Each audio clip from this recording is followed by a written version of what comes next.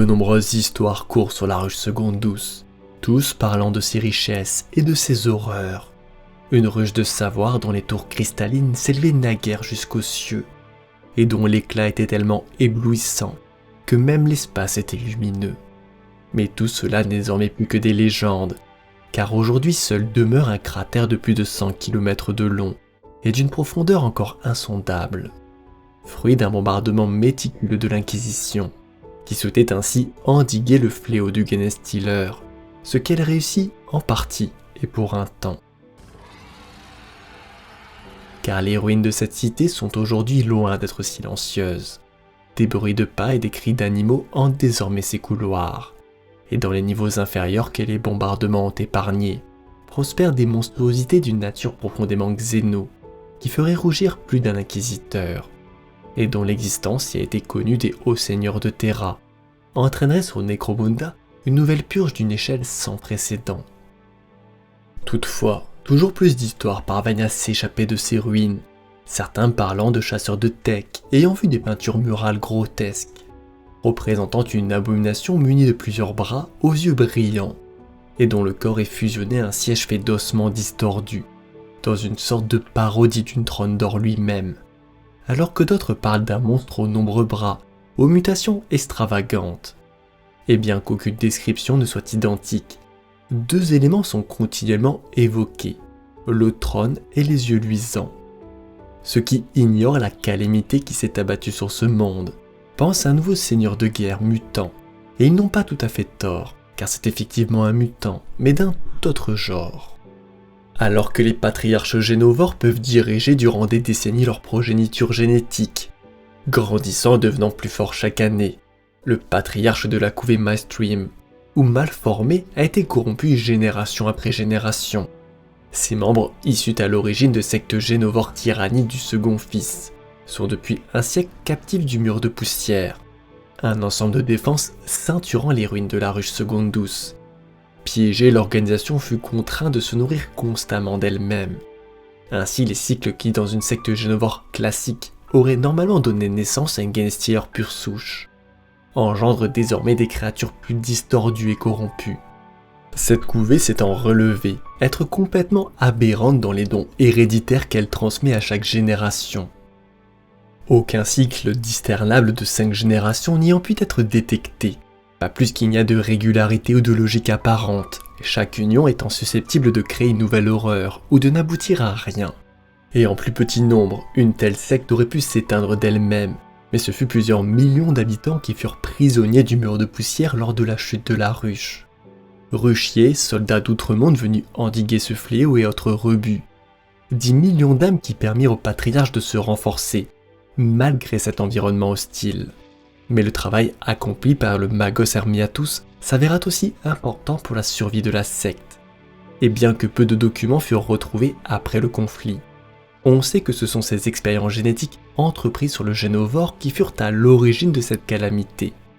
Sa volonté de modifier le patrimoine génétique des Xénos aurait pu être en réalité une réussite, les Mystream détenant au fond d'eux la clé pour corrompre les tyrannides eux-mêmes, et le fait que la secte ait réussi à ressusciter le technoprêtre sous la forme du Magos Hermiaphage tendrait à prouver ses dires.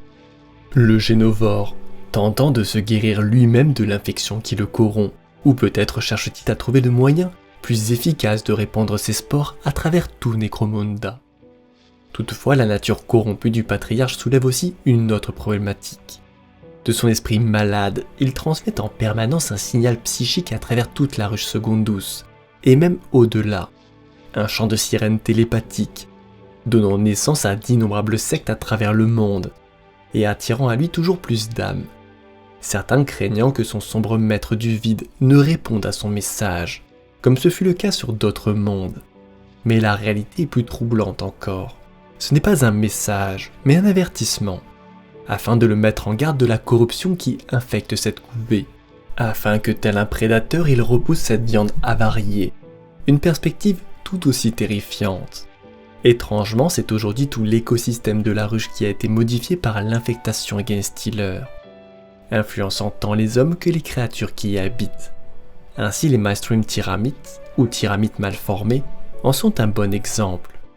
le genre du tyramite restant déjà en soi un mystère, bien que cet animal soit autrefois commun dans la ruche.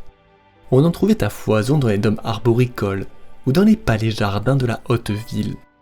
Mais des années de corruption les ont complètement changés, les transformant en des horreurs insectoïdes s'apparentant à des tiques flottantes, capables de s'accrocher à tout explorateur malchanceux et à le gorger de toxines tout en aspirant ses fluides vitaux.